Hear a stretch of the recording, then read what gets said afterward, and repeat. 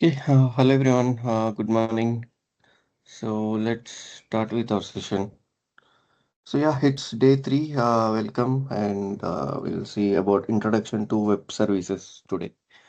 So the topic like what are web services, right, and what is REST, from the basic level. What are all the different terminologies that you'll hear, and what are all the different things that are involved.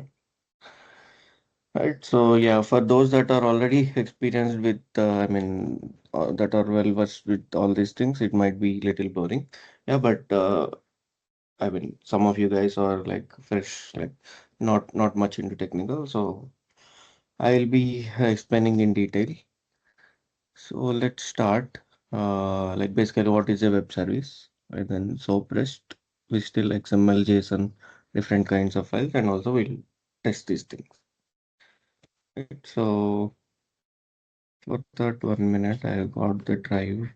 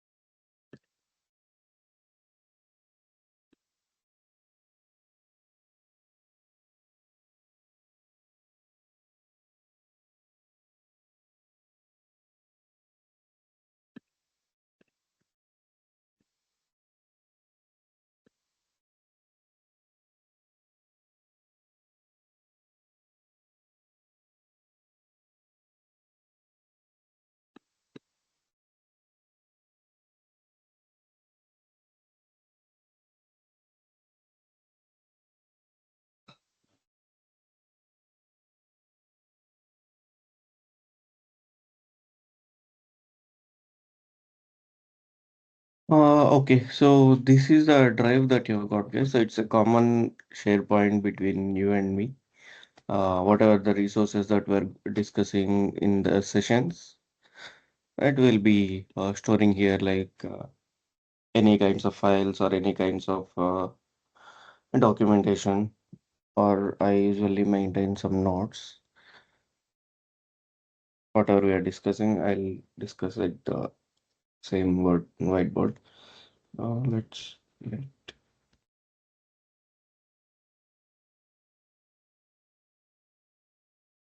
get more resources.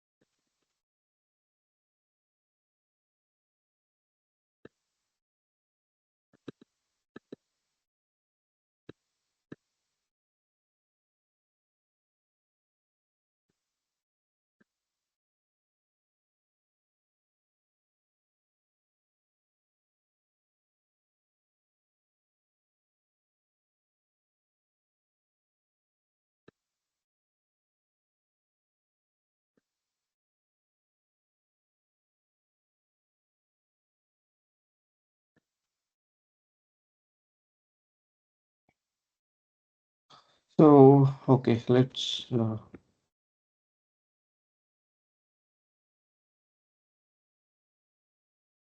take it here. So, yeah, and we discussed few things yesterday, right? Like provisioning OIC instance and signing up and doing the security, giving access to someone, managing all the access control and transaction controls and all. So I've noted those documentation. Yeah, any questions in related to anything before you want to clear before we get started?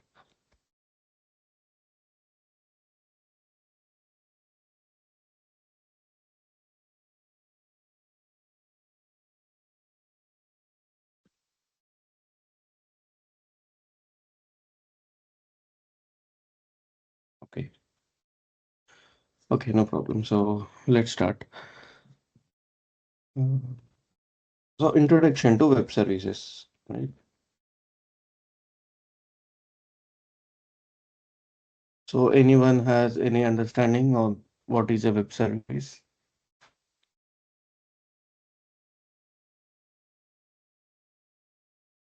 Anyone would like to volunteer? Which we access over the internet, the applications, or Yeah, communication between the two applications, or microservices. exactly. Exactly. Super. Rightly said. Uh, any other any other thoughts?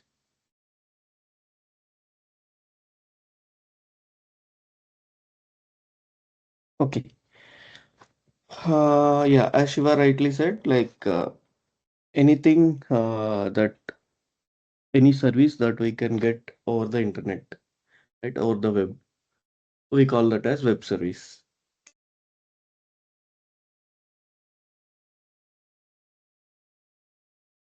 We call it as web service. So you also usually hear this term API and all. So both refers to the same thing in terms of service. So it's an application programming interface, right? So anything, it's an interface to programmatically access any application, right? Any kind of use case or any kind of application you take, like whatever you take your Facebook or Insta or whatever you regularly use, right? So there will be these things like if you want to log, I mean, if we as a human want to log in and take some data, no, like get the list of messages or get the list of conversations or get the list of friends or yeah, like that. If you want to get certain, if you want to take any action on any application, right? Those are that is an application, right? Insta is an application, Facebook is an application.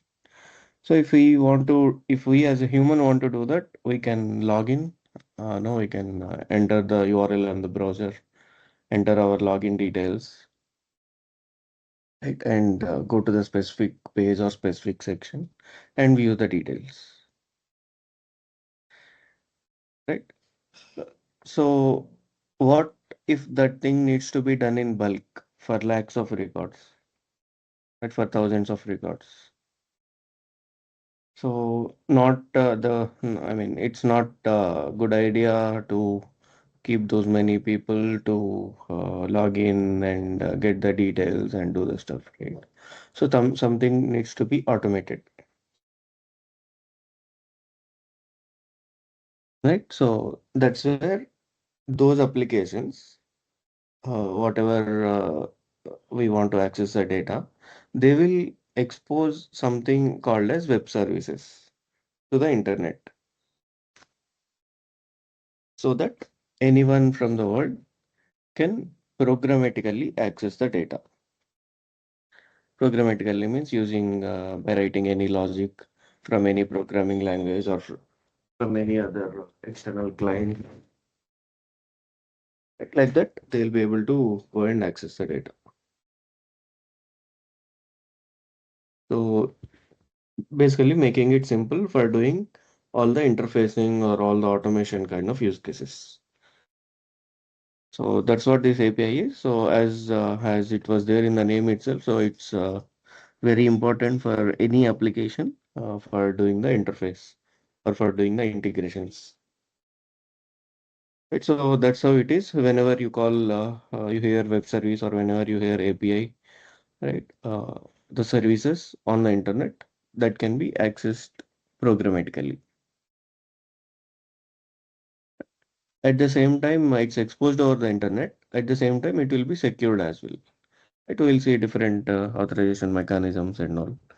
Because once it's public, everyone can access it. But at the same time, there needs to be some access control, right? For the real business functionalities or for any kind of thing, there needs to be access control. If not, there will be always people ready to break our systems. Right. So yeah, that's on web service and APIs. To as the name suggests itself, for any application to do any interfacing programmatically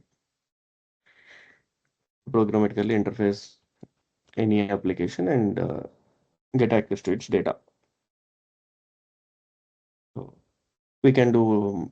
I mean, there will be support for multiple operations: read operation, update operation, create operation, delete operation, all the CRUD operations that you hear. Right, so that's a very basic level introduction.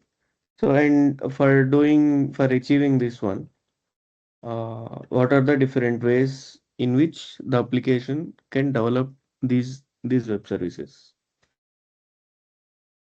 There are two things. One is SOAP and one is REST.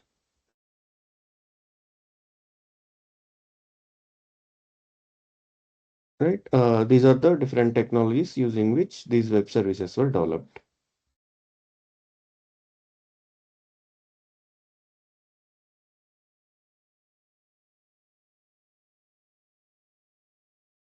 SOAP means Simple Object Access Protocol.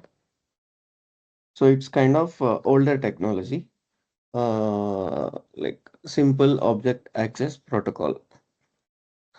So it's a strict protocol using which someone has to, I mean, the application developers or backend developers or API developers have to very strictly follow certain set of rules.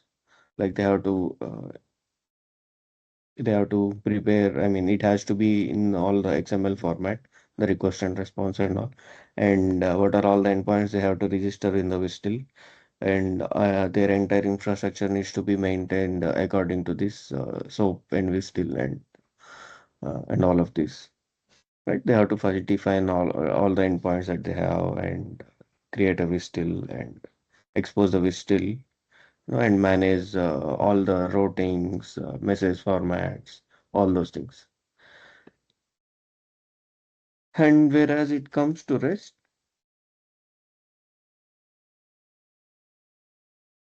it's uh, it's not a strict protocol. It's we can call it like an architectural style. So it's not a very strict protocol. So it's some style that used as an industry standard, right? Here, there is no overheads, like there is no limitation of using only XML. We can use multiple file formats. It's not that heavyweight, like one we still won't contain a lot of endpoints. It won't be like that. It's simple. Whatever you want, you can simply invoke that and get the data. I'll also show you what is WSDL and what it contains and what is XML and all. Yeah, but yeah, at the basic level, right? So like, if we take the differences, so it's all kind of XML based, right? Whereas here it will be supports multiple formats, but major we'll call it like a JSON. It's a very simplified uh, data exchange format and widely adopted in the recent days. Right. So but supports multiple formats as well, like XML, HTML, JSON, CSV, multiple things it supports. Right, and then the main thing hits, we call it heavyweight due to all the different things that were exposed to the client. Right, here we call it lightweight. So even though from the back end it might no, the logic or the code deployment might contain multiple endpoints, to the end user it's very lightweight. They just call what they want and they get the data. But if the SOAP, like if you see the end user experience, like once they enter the WSDL, they will see all the different operations inside the server and different kinds of requests, response, and all the examples, and everything will be expressed.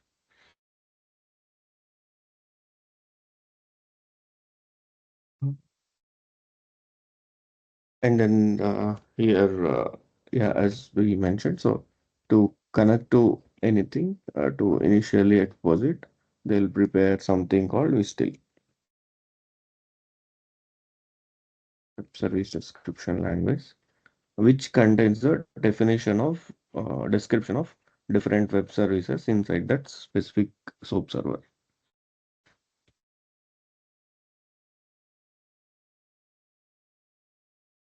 And those are the different things. Again, here there will be different things like we call it request methods in case of REST, like get, post, put, or let's say patch, delete, like this.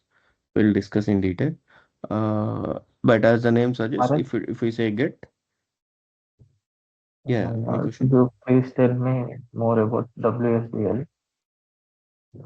Yeah, we'll discuss. I'll open the file and we'll Normally, discuss it. I don't understand what is WSDL. Yeah, just hold a minute. That I'll open and show you. Yeah, I'll talk in detail. Okay. Yeah.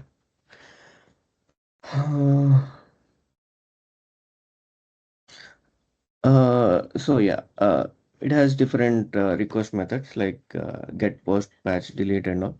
Like as the name suggests, get means for reading, post means for creating, patch is for updating. It's for patching any data. For data it's already posted, we need to patch something. Delete is for deleting the data from any application. Right, like this, we have multiple things. So yeah, now let's come to this. We still.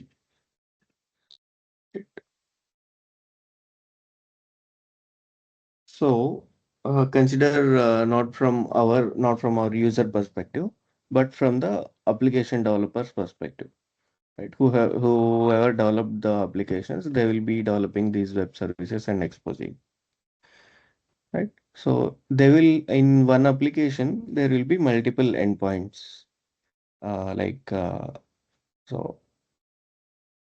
Okay, let's take the social media use case only, like getting friends list. Right? That will be one use case or one operation or one endpoint. Similarly, getting the recent conversations, that will be another endpoint. Or getting the posts of an user, right? That will be one endpoint. I'm just saying some use cases. Like that, for any application, there will be multiple requirements. So even though application is single, uh, use cases or requirements will be multiple. So for multiple things, uh, they will expose multiple endpoints. Endpoints is nothing but you can consider like URL. At the end, whatever we are pointing, it should go into there. At the end, if you are pointing a friends list, it should go into that module. At the end, if you are pointing something else, it should go into that specific module. So in case of SOAP, how it works is, so yeah, the developers will do all the different things independently. But when it comes to deployment, right, uh, all those things needs to be registered in a single file called as this WSDL file. So it's one file containing the list of all the different endpoints that any SOAP, I mean, that the specific SOAP infrastructure is having, that the specific application is exposing, right? So what usually happens is the developers will be different, and yeah, in the earlier days it's not DevOps and all right. So the patcher or the release team, they used to be different, right? So due to the due to miscommunication, and I mean there are multiple reasons in which these whistles will get messed up. So there will be something that's registered, but not completely used. Right. So how this whistle, how this soap will behave? I mean, basically, how can we invoke any soap API? Let me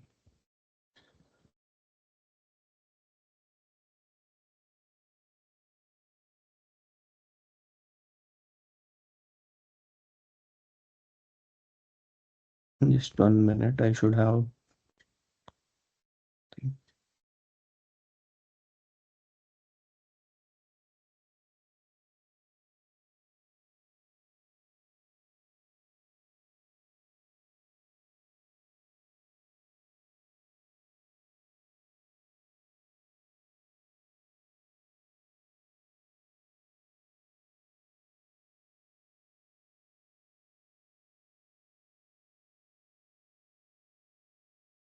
Okay, let's consider this one. So just some random public thing I have taken, and public thing in the sense it doesn't need any username password kind of thing. So just some random thing. So this is one application, right? The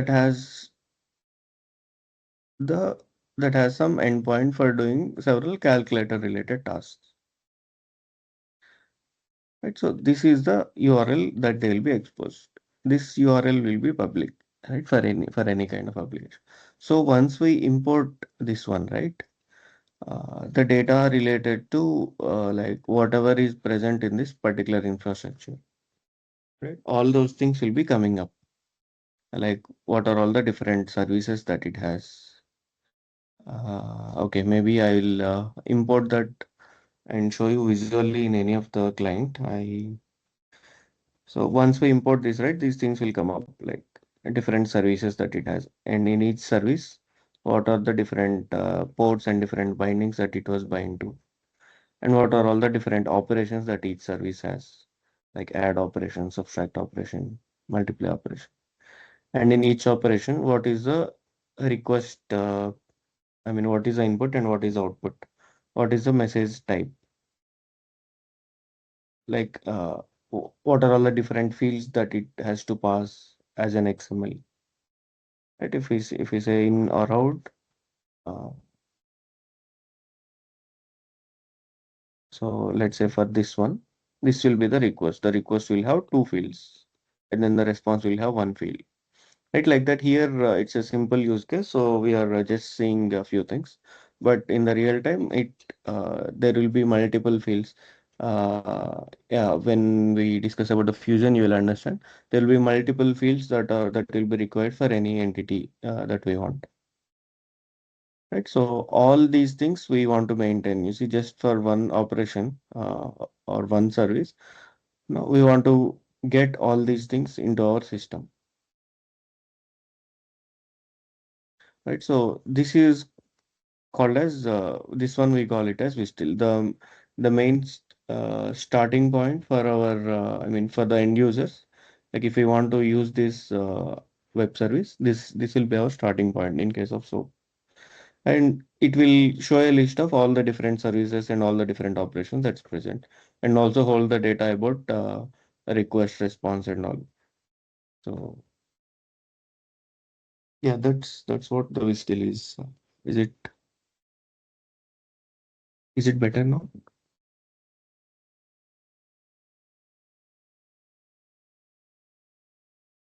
That Yes, sir.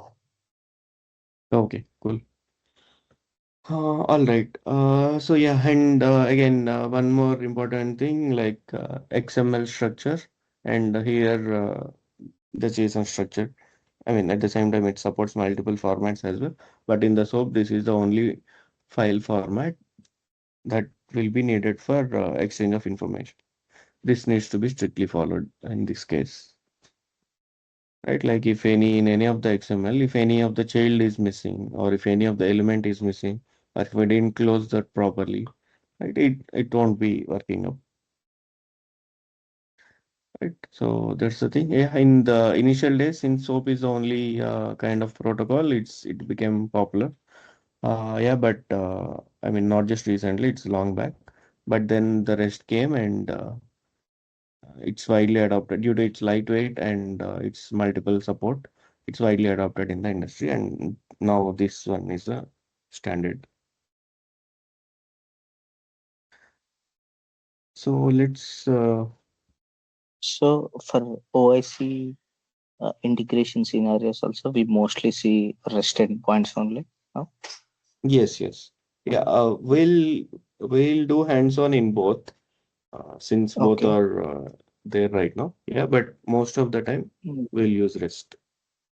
okay. In general scenarios. Yeah, yeah. In Yeah. general, also Okay. mostly it will be REST only. Okay. Yeah. Yeah.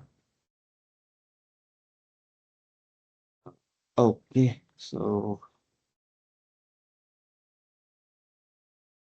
if let's say there is any application that has already exposed some web services, some SOAP web service or some REST web service like that. So how can we access that?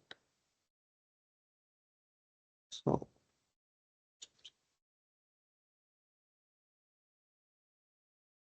so it can be accessed programmatically, right? In any programming language, there can be some codes that can be written in order to access that. Apart from that, if we want to invoke it, I mean, without code, we first want to test it, right? Without when writing the main logic. So to do that, we'll have some tools like SOAP UI. This is a like a software, like a free software that can be installed on any system, and it's very convenient to invoke any kind of SOAP web service. Right. So here we can just click on create new SOAP project. This button one, I mean, you can download it from internet itself.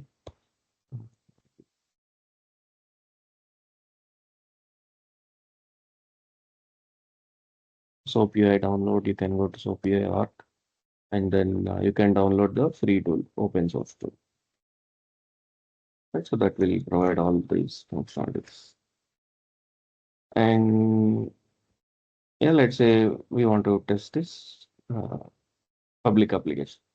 Right, someone has developed this interface and it gave the whistle for us. So we can simply go into any tool like this and create a new SOAP project. And once we enter the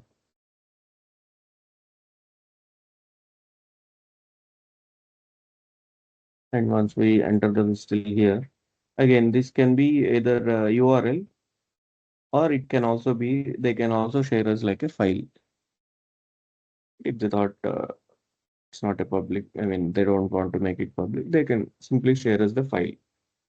Same thing, they will share as a file and share to us. That we can browse it. So once we import this, right, there are two services that it has. And in each service, we have different operations: add operation, divide operation, multiply. And any operation you open, any request, it will contain the predefined information like what is the request and what is the different, I mean, basically the entire XML structure. If we, I mean, when sending a request, if we miss any of the structure of the XML, it won't work. It will give the errors. So this structure needs to be strictly followed. Yeah, XML is something that looks like this, like it will start from some element, and it will end with the element, and in between the element we'll write something. It will be like this will be the parent, the SOAP envelope, and then this will be like a child to this. And again, there is this body, there is add is inside the body, so add becomes a child to it, and these two becomes a child to the add. Like that, this entire structure will be maintained. And there will be like opening and closing. So if we say this add, it's opening here and it's closing here. Closing in the sense there will be this slash. I mean, anything. Once it's open, it needs to get closed. It's soap body, envelope, envelope. There will be a few tags where we don't need. We can start and end at the same place. Right? We call these tags or elements. And this one, we call it like a namespace. These three comes under soap environment namespace, and this will be under this namespace. And those information will it will be populated as a URLs. What this namespace indicates.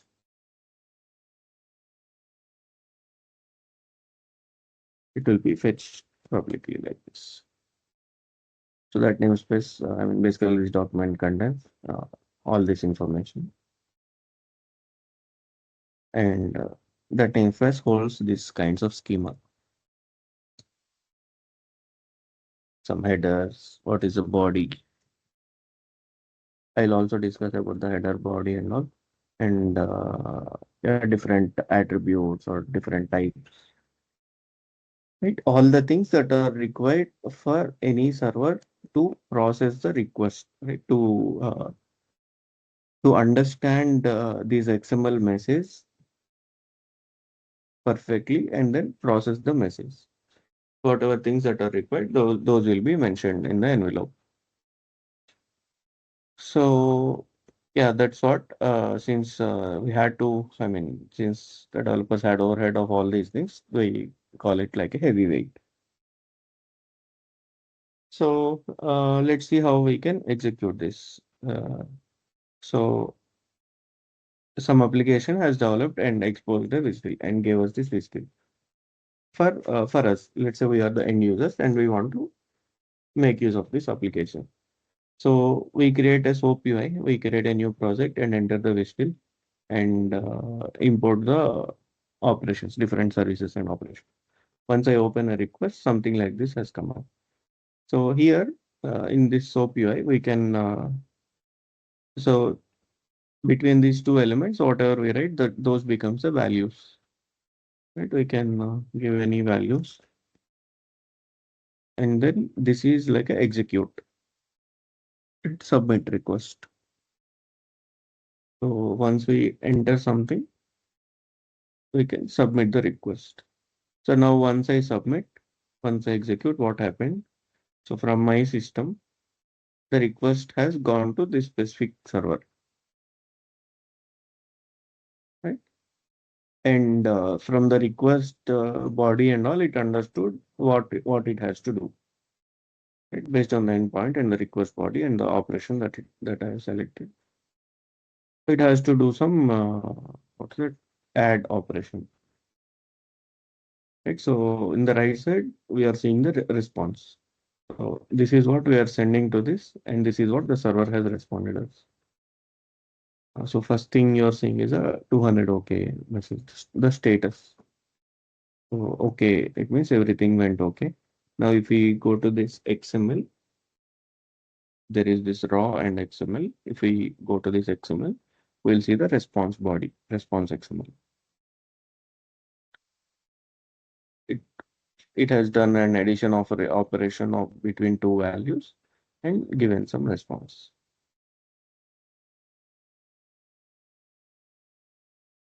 So just a simple web service that I have showed you, for example, but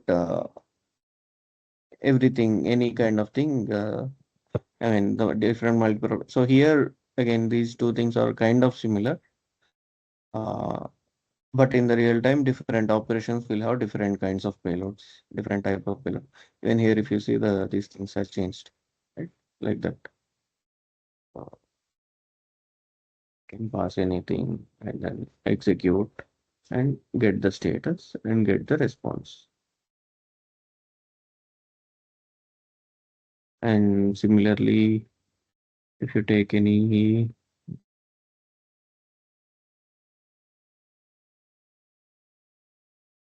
in use case like this, right, that the status will become error, right? Something divided by zero, it cannot process. Okay. Something divided by zero is an error. So the status is internal server error. I'll talk about the status codes. And yeah, if you go to XML, we'll have the error message. So server was unable to process the request. Arithmetic operation resulted in overflow. So that's how the first thing we prepare some data. We invoke the web service, and the web service will does some processing and respond with some data. So it responds with two things. It responds with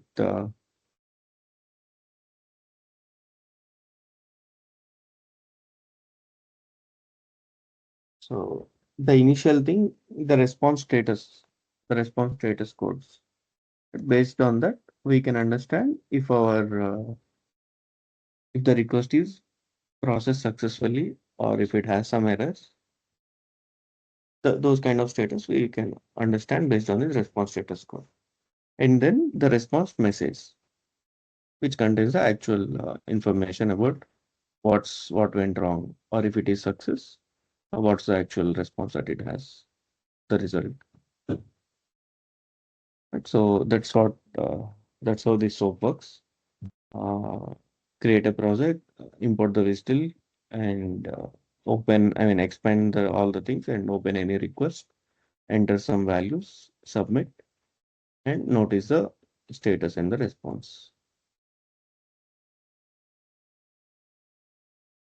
At the same time, there will be multiple things to it as well. Like, so this is a public one, so anyone is able to execute this without any authentication. Right? But in the real time, uh, the different whatever application it is, they they want to. I mean, it's not like every person in the world can access the web service, right? If it is like that, the systems might get hanged. I mean, there are always something else happening. So they will restrict or they will secure their systems, right? What are all the different ways in which SOAP web services can be secured? There is a concept of this authorization, out of which the way in which the SOAP can be secured is a basic authentication,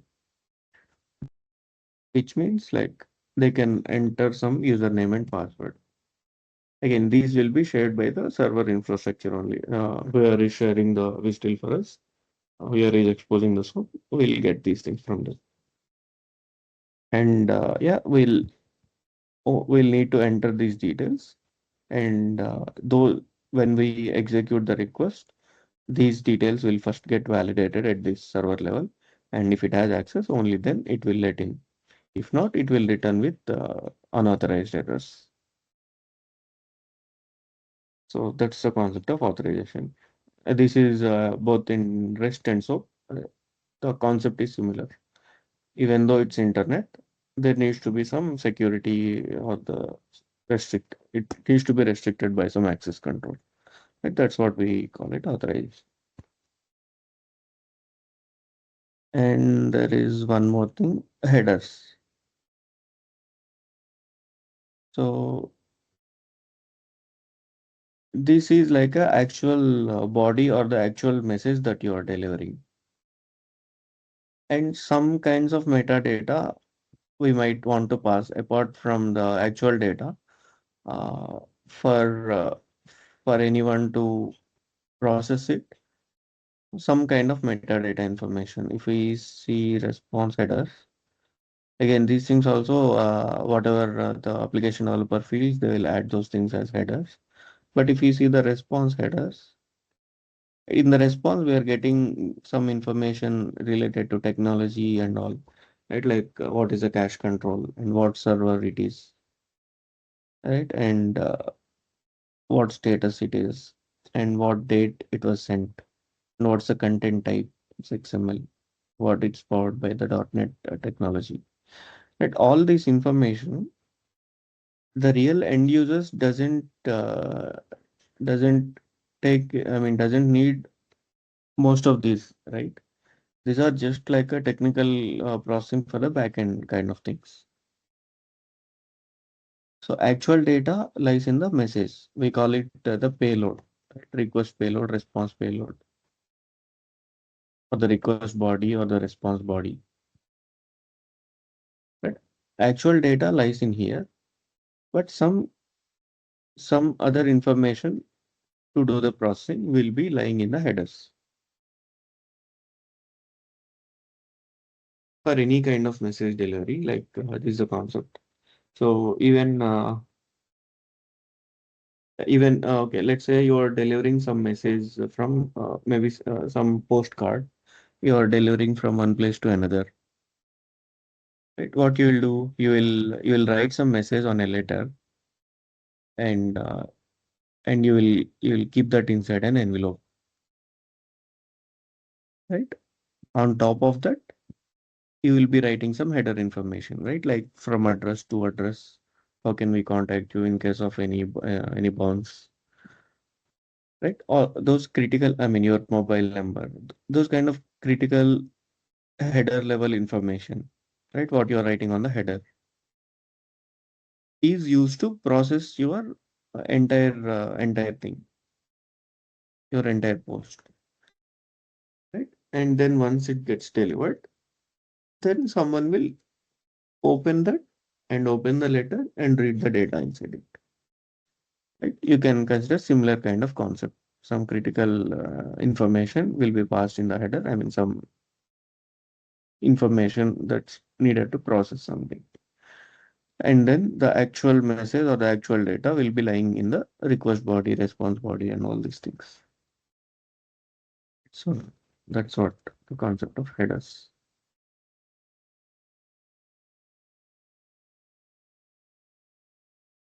And yeah, sometimes there will be requirements for any kind of web services. It not just the data, but we might want to send some files as well, like attachments, any kind of file, an XML file, an image, a video, or a zip file like that. There can be some requirements for doing the file transfer as well as via web service. In those cases, we come into this attachment section and add it. Right, like yeah, these are some again as a response as well. Sometimes we might get the attachment. So in those cases, those will be present here under the attachment section. So yeah, these are not a major one.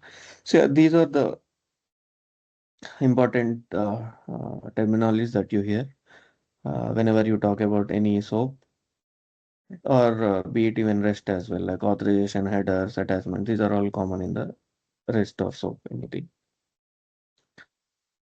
The request body, the response body, right, the status codes. So yeah, just repeating, some server that will process some logic, right? And some API or some application or some external application or some end users that can programmatically access this logic. They will prepare the data and they will say what things what they want to do, right? And they will execute the thing with all the security and all. And once it's executed, it will process the information and it will respond with some data. Simple concept. So two parties, one party will invoke, one party will process and respond. So right now this is a tool that can, that will ease our day to test any kind of soap, right? So yeah, that's the thing.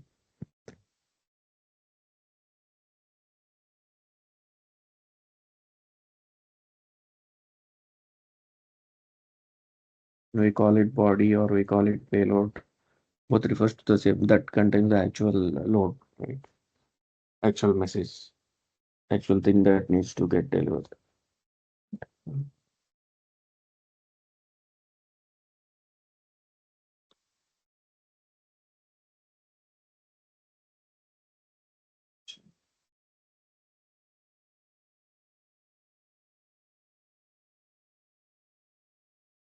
Authorization is something like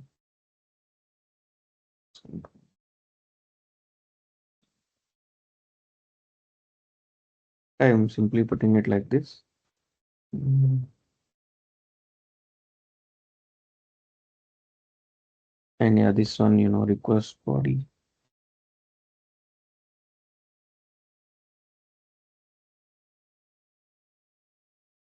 Actual message with which we are requesting the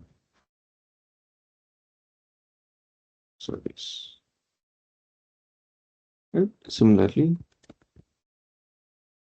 response body or the response payload or process some message,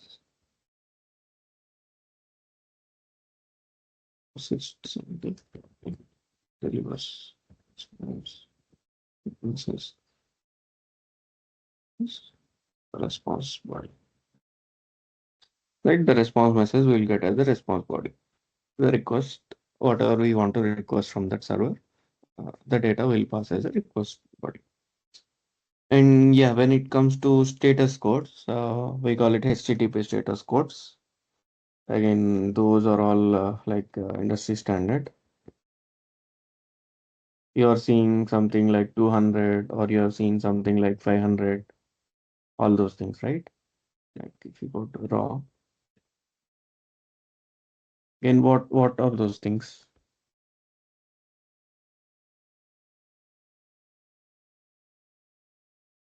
So whenever you see some status codes like 200, 201, 202, anything that starts with 2 and has something, that means your request is processed successfully at the server side. Again, these are the standard standard status codes that it became like an industry standard. Any developer uh, will, whenever they are developing, they will follow these things. If something is success, they will return the success. If something is error, they will return the error status codes. Right. So again, out in this, whenever it in 200 series, it means all process successfully.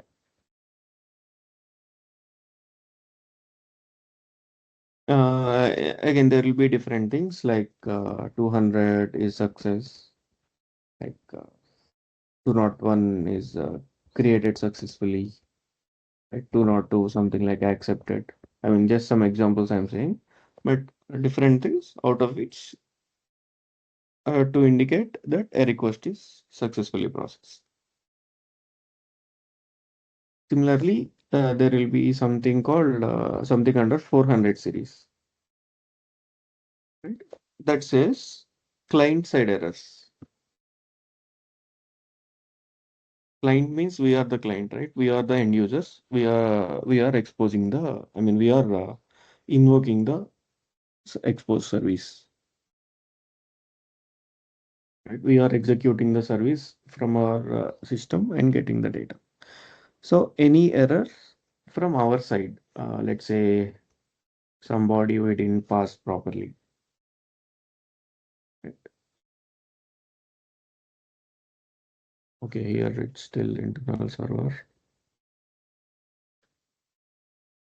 Yeah, something from our side, like uh, we did not pass the message correctly as per the as per what was supposed to be get from the server, right? Any kinds of the client side, any kind of client side errors, they will the status, the response status will be under 400 series. Example, maybe 401 unauthorized, right? It's a common one. So here it's a public one. So even without any authorization, we passed it. But for any secured service, if we do not pass any authorization, so first it will check for that, right? And if it didn't find, it immediately respond with some data, like 404 not found. The endpoint that you're trying to invoke is not found. It like that. 200 all success, 400 series all any client side errors. So, and then there is this 500 series, which indicates server side errors. So we passed everything as expected, but from the server side, when it is processing, there is some error in the backend. Right? In those cases, the servers or the REST services will return the status code as 500 series. Like today, we are seeing this internal server error, right?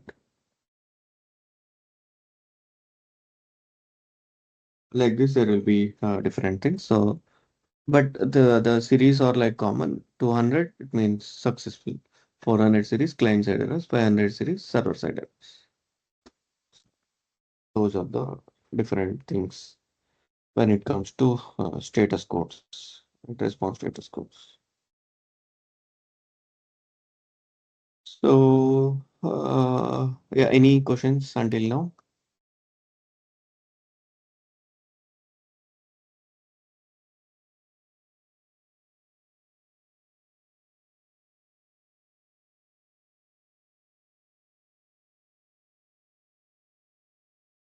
Okay. Let me also find some REST API so that we can test it. So, RS, that when Yeah. we wanted to create some integration, so Mm-hmm. we must get some REST or SOAP endpoint from the other teams. Like, It's not a is that must. There we can do integrations in multiple ways. So one way is by utilizing the web services. I mean, this is a common way. There can be other ways okay? also using files or using the application related adapters. I mean, we'll see. But there are multiple ways in which this Oh, web service is a widely used way. Right? Yeah. okay. So, like data, you are saying we can Yes. consume Yes. data and can do. Okay, Yeah. got Yeah. it. Yeah.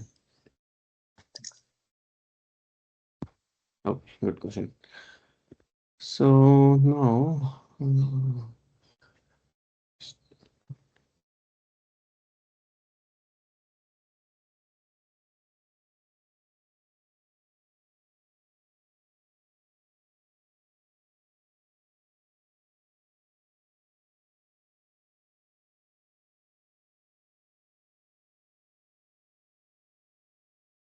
Okay, I found something simple. So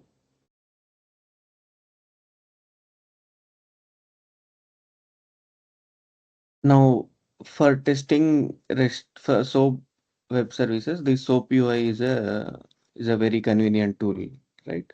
Similarly, for testing any kind of REST APIs, there is a tool called Postman. Again, this is also open source. The free download version is available. It's very convenient to test any kind of REST services. So I downloaded this. Again, this can also be downloaded from the internet. You can just type for Postman downloads and you can download the free version. So here it will be like this. The similar thing, you will pass some URL and then you will send it. I mean, again, like this, you don't want to first import the project, create the project and get the entire structure and then open the operation and get. It's not like that. Just create some new request tab and then enter something and then send. And that's all. Once we send it, the response will be seen at the bottom. This is some public service. So no authorization and all. So we create a new request and enter the URL or the specific URL or the specific endpoint that we want and click on send. It will respond with some data. There are multiple other points to it. So same like in the SOAP, if you want to pass a uh, request body, it was already there, right? So similarly, in case of REST, if you want to pass any body, request payload or the request body, you will come under this tab, like the body tab,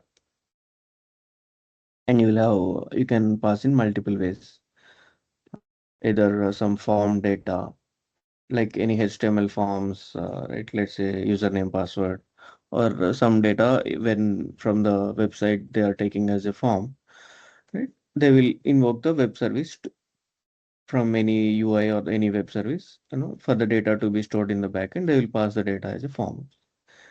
Here we can either use a pass a key value base as a text or file,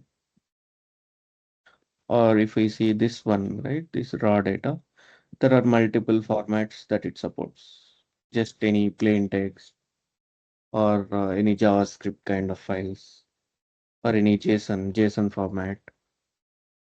I mean, yeah, whatever you are seeing here in the response, that is nothing but a JSON format. Just like XML has some structure to pass the information, right? But for processing these things, there will be multiple other things that are required. Like all these infrastructure needs to be there, present and maintained. For REST, it's not like that. Whatever we want, we simply pass it. So that's why we call it like a lightweight thing. So we have this JSON structure, and then we can pass some HTML logic, or we can pass some XML as well. It supports XML in the sense here it's not a schema, just a plain simple XML. I'll also show you how any simple XML looks like without any namespaces and all. A simple XML supports. So yeah, like this, it supports multiple formats: JSON, JavaScript, HTML, text, and all. Or basically anything you can pass here, and it's up to the developers how they can handle it. But in case of SOAP, it's very strict. We need to follow XML only. Right? You can also pass it some CSV files like this, like some columns and some values, like anything you can pass. But I mean, again, the developer exposes, they defines the documentation on what we need to pass and all.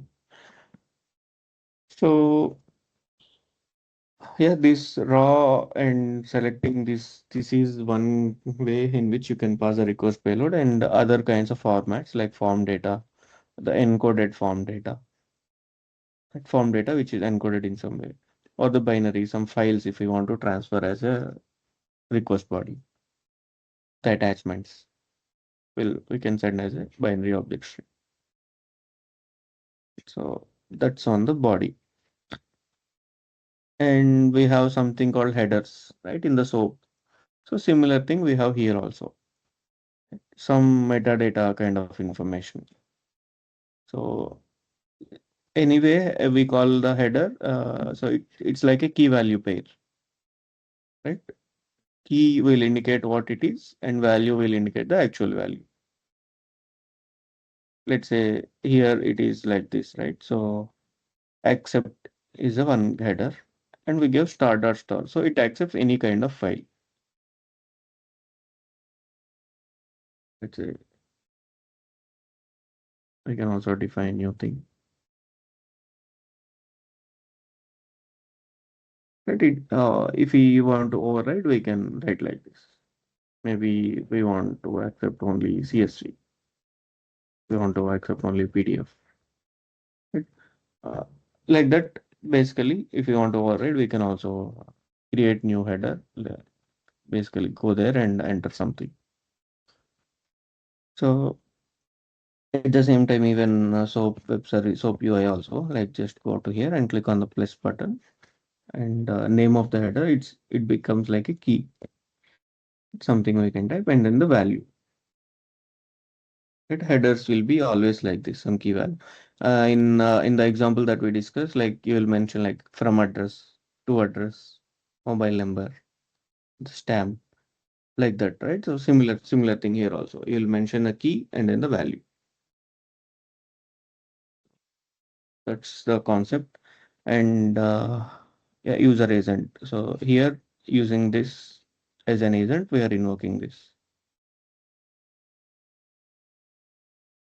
Different encodings that it supports. So yeah, like that auto generate. I mean, these are all the default headers that Postman has generated for me. If we want anything else, I can do that. Let's say if I select some body, if I select JSON as a body and passing something. So see in the headers, I'm seeing something new called content type, which is JSON. So it indicates to the server that I'm passing the request as a JSON.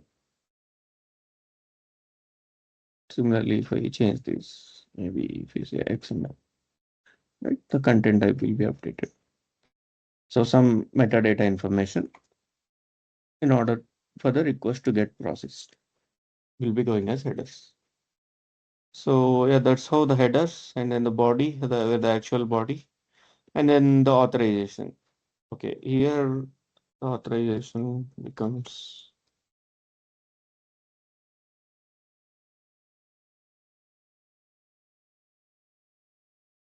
there are multiple types of authorization.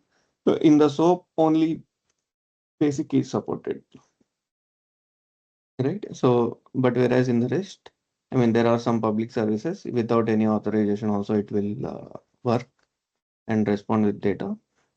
But there are, I mean, most of the time it will be secure, right? Like the same scenario.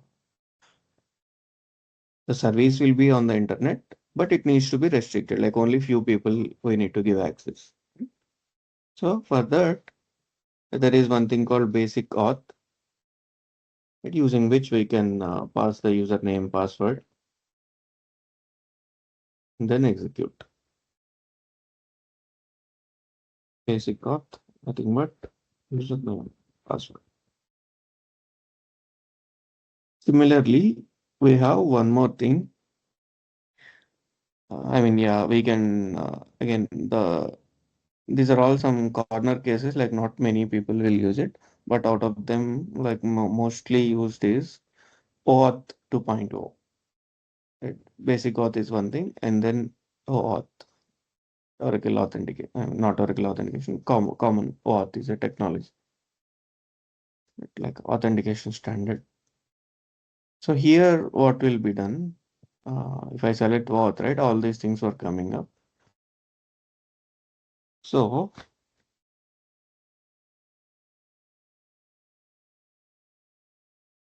there will be some access token URL. So let's consider like this. So we are the end users, we are the clients, and we are invoking the server. So basic auth is not that much secure, right? So once we tell it to anyone, it's like it's exposed. Anyone can misuse that. It's the only reason it's as it is forever. I mean, you can also do the reset of password and all, but it's most of the time it remains a constant, the username and password. So for overcoming that, there is a one more standard or one more authorization technique called OAuth. Version 2 is the latest. So again, what will be done here? Between the client and server, there will be one more identity server that will be lying in the middle. So whenever we want to send a request to the actual server, before sending, we will first make a call to the identity server and get a token. right? And using that token, we will invoke the actual web service. It will issue some token in some random thing. I mean, with common, it won't be easily understandable. It will be in some encrypted format. So uh, again, we'll also see how we can decode that and all. But for now, client and server, an identity server is lying in middle. So before calling the actual service from the client side, we will make a call to the identity server and get the token. So that token we will include, and if we add the token, it will be gone as header. So in case of auth, it will go like a bearer token.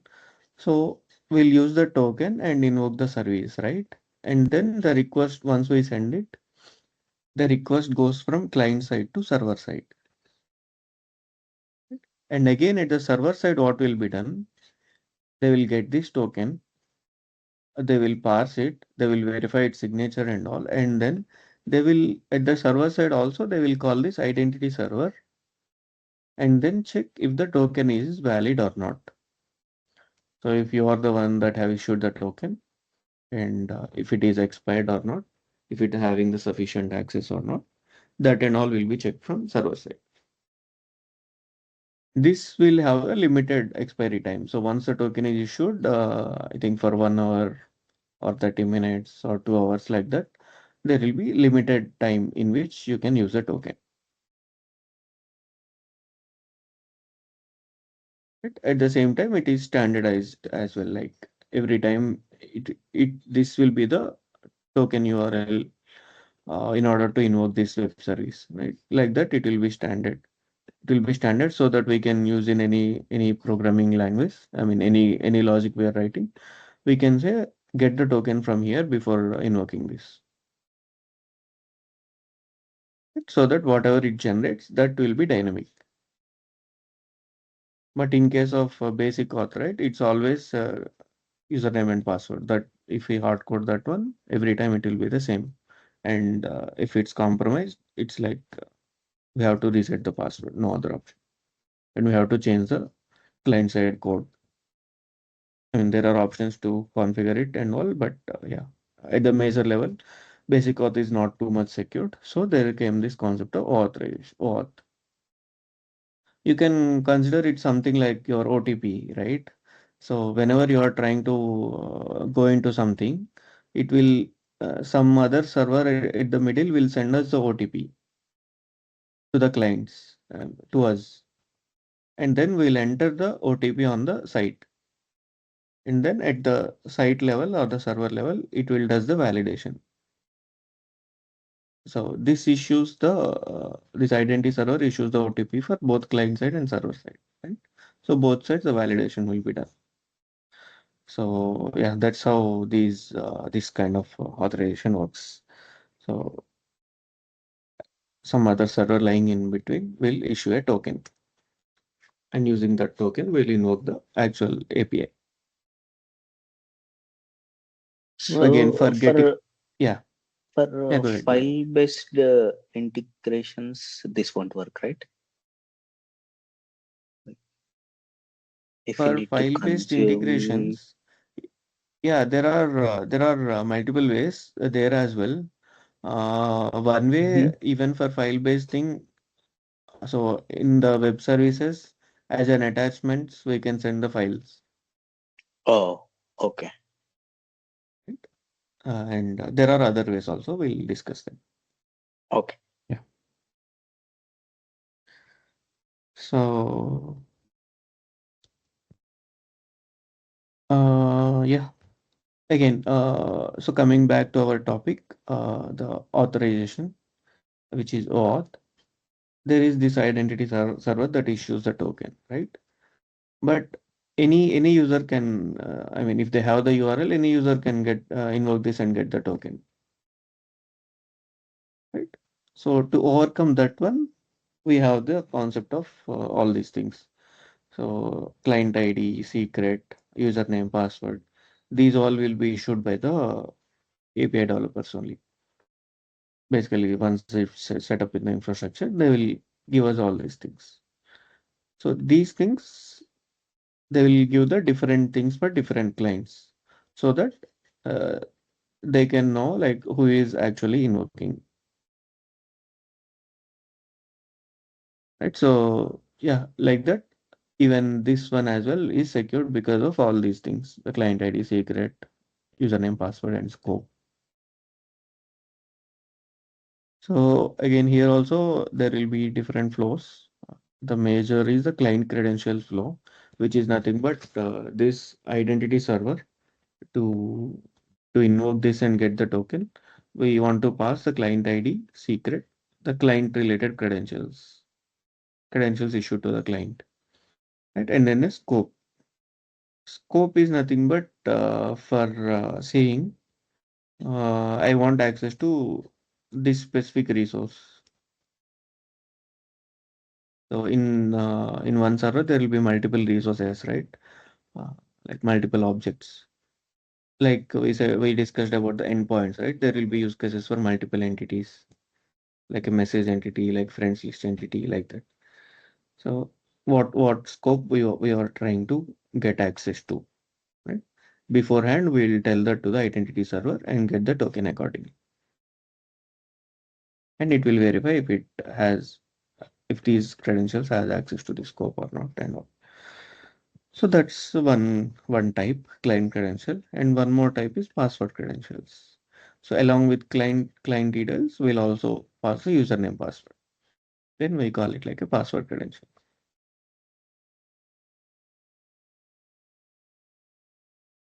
Yeah, those are the different things. And yeah, those are the different things in case of auth.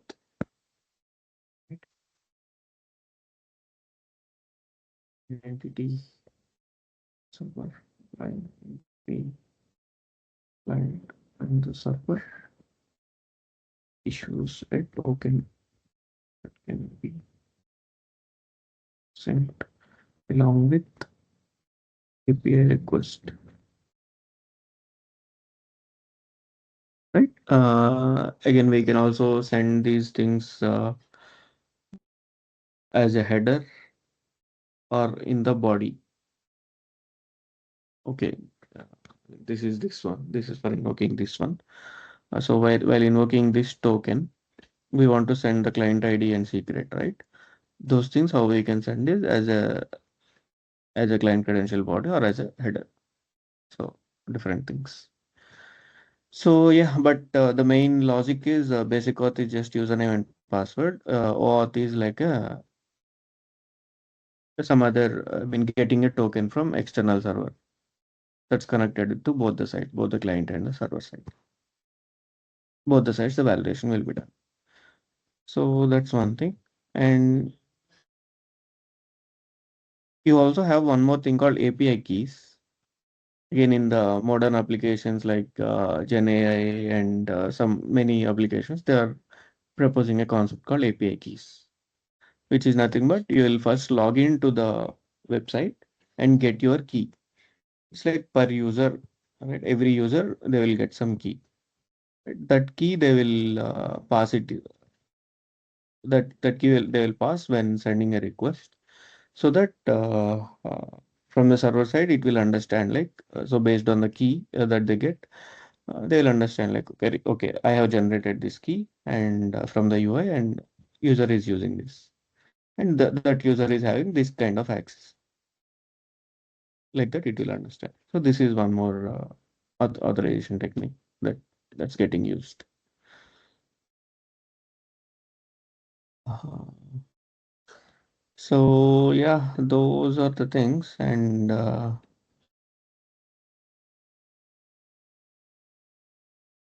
one more thing, like if you select basic, right, the header name will be always the authorization, but the value will change. If it is basic auth, it starts from basic, and then the username and password will be encoded and sent. Whatever username password that we are entering here, those will be encoded into some basic format. We call it base 64 encryption. and then the request will be sent. So similarly, if we select anything else, I mean not anything, for OAuth, it will go as like a bearer token or basic token, we call it. Name will be always authorization, but in the value, the first part will be changing. That will change and then space the real token. Yeah, it will be like this. So yeah, that's on different authorization techniques in the REST. So and then uh, okay, I know I'm speaking continuously, but yeah, just 5-10 minutes we'll end the session, right? So there is one more thing called params. This concept is not there in the SOAP, it's only in the REST. So sometimes not just the request body. I mean, there are multiple ways in which we can pass any data to the REST APIs, right? Not just the request body, using parameters as well.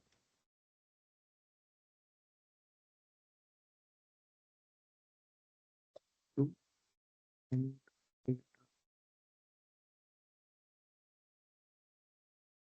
APIs. REST API. Right? One way is the request body. You already know it supports multiple formats.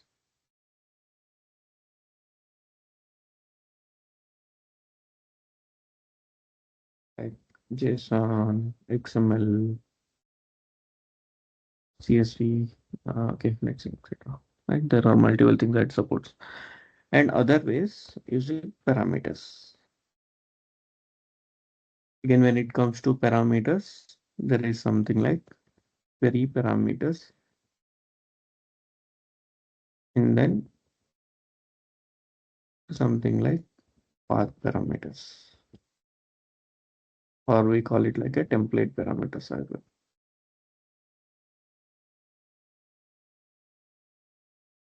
So most of the time for GET request, we use parameters only because we want to get some data, right? But if we want to insert some data, then there needs to be, we want to send a lot of things, whatever we want to insert, right? Like, so we'll be using the body, but most of the time for GET request, it will be parameters that we use. And how can we send this? Either query parameter or path parameter. Path parameter or the template parameter is something like if you are sending any data in the URL itself. If you are sending any data in the URL itself like this, any kind of data, uh, most of the time it will be some IDs that will send. We call this as path parameter or the template parameters. So there are a lot of objects here. We want to get information about something. We'll pass that specific thing. Okay. See here, if I just pass it like this, if I just send a request like this, there are multiple things that has come up as a response, right? ID1 is this one, ID2 contains this object, ID3 contains that object, like that. There are multiple things. If I want to get the data about a specific thing, maybe let's say 12, I can simply pass it like pass the ID as a path parameter. Again, this also the API supports should support it. The backend side, whenever they are implementing, they will be supporting like this. So this will become like a get all the things in the server. This will become like a get specific or get one record. But if I pass the ID, I'll get all the other data, like what's the name, what's the generation, what's the price, what's the capacity, like different kinds of data attributes. So if we pass like this, we call that like a path parameter. Similarly, we can also pass something as a query parameter also. Query para and path parameter will be mostly its ID. But if we observe the query parameter, right, it will be key value pairs. We can say what is the key, like what is the field name and what is the value, and get it. Okay, again, here looks like it is not supported. Uh, yeah, but it will be like this, the key and the value. Whenever we say query parameter, the it will be sent like this. The URL will look like this. There will be a question mark and then key value. If we add one more query parameter, some key value, right? Ampersand symbol, one more key and value. Like that, how many query parameters we are passing as a key value pairs, it will be sent. So like this, let's try with ID. Okay, yeah, this is working. See?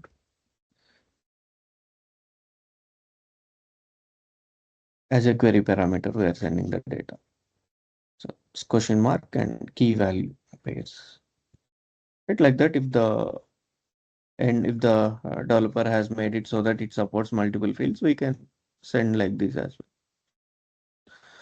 Right, so those are the different ways in which we can pass the data, guys, from client side to server side, either using body or using headers or parameters, query parameter, template parameter, right? Different ways to pass the information and filter the data from the server side itself, and server will respond with some specific thing that we want.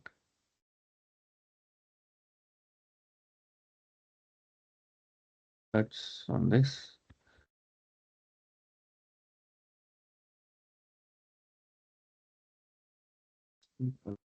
Like,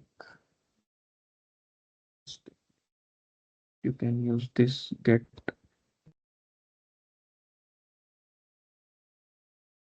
Yeah, I'll talk about these request methods as well. So,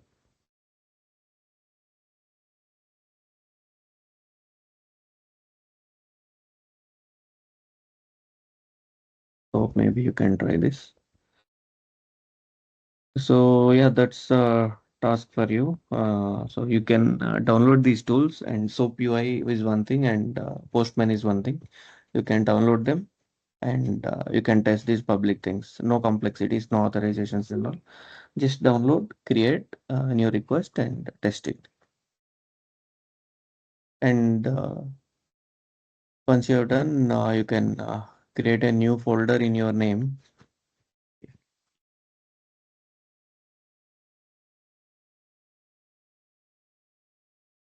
You can inside this, you can create a new folder in your name, and inside that, daily whatever you are practicing, you can create a Word document and make your notes and upload the screenshots and do that, right? So that these people will track these things regularly. So yeah, that's the thing for you. And okay, let me just quickly summarize, just not more than 5 minutes. So what all we have discussed today is introduction to web services. What is a web service? Something that's exposed over the internet so that anyone can programmatically get access to any application data. It's like an interface to programmatically get access to an application. Humans can log in and get only very little data, like one or two users. But if you want to programmatically get it for multiple users, then there needs to be some service, right? That's what they will develop and expose it as a APIs. So there are two technologies in which this thing is implemented, SOAP and REST. SOAP is an older one, like a heavyweight and XML based technology. REST is like a lightweight and JSON based model. And any kind of web service, these things will be there. Some header level information and some actual message or the actual request body or the payload. And then the authorization, the security for the service. In case of authorization, for SOAP, basic auth is the only supported one. For REST, we have different things like basic auth, OAuth, API keys.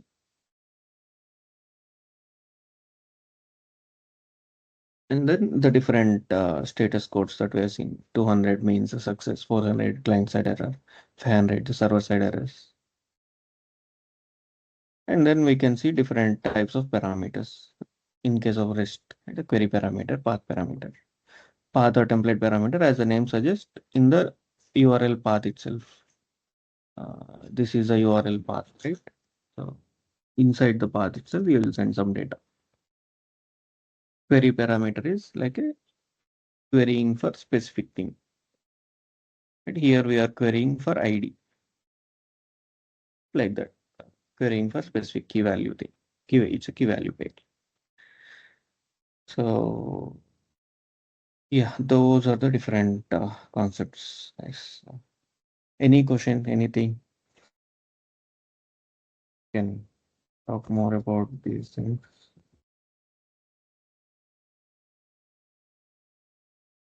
Do you upload these notes in that Yeah, folder? it's already on the drive. So you can go Okay. into demo resources Mm. and then the new delete option. Yeah, but open the first one. So this is what this is where I'm making all these things. Okay, thank you. Oh, yeah.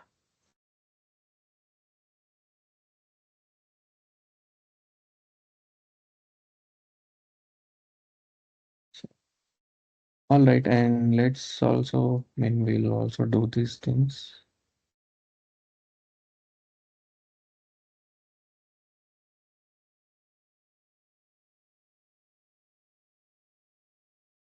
It's not you guys, right?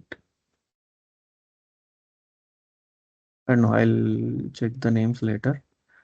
But we'll also track it like this one.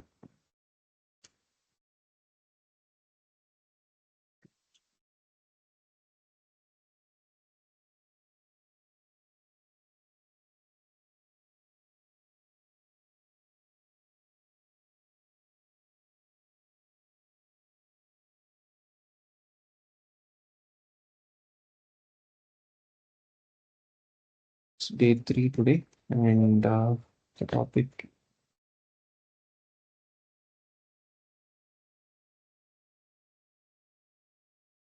So the assignment for you is set up SOAP UI, test public SOAP web service, right? And then similarly set up Postman, test public REST API. Again, these names and all they'll correct it. Don't worry. So once you have done, you can come here and under your name, you can mark it as completed. You can upload the screenshots into your folder. You can create your new folder and then you can mark it as completed. So yeah, that's how we track these things daily. So any questions, guys, any doubts or anything? It's a very, very simple one. I have already made those things here. SOAP API, REST API.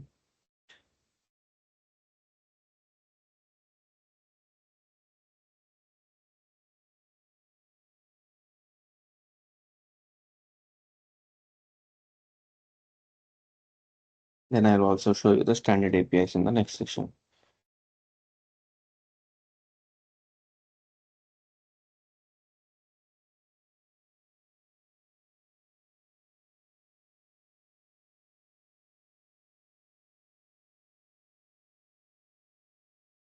Okay, I hope it's clear. Then we can wind up the session. We can meet next week, same time on Monday.